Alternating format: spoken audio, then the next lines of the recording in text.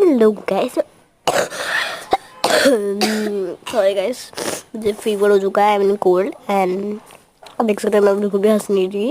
And आज मैं गई थी मार्केट एंड मैं लाइक मैक्सिमम 2 आइटम्स।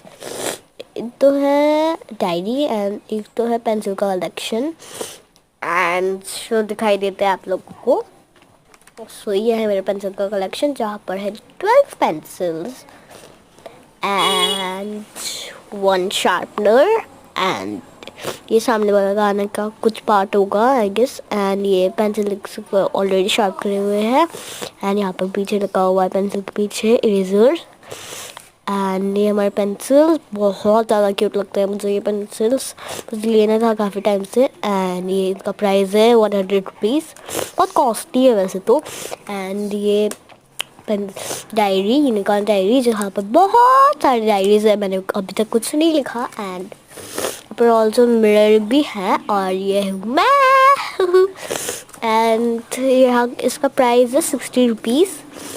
सो आप लोग बताना आपको सबसे अच्छा कौन सा लगा मेरी स्टेशनरीज। एंड तब तक के लिए बाय।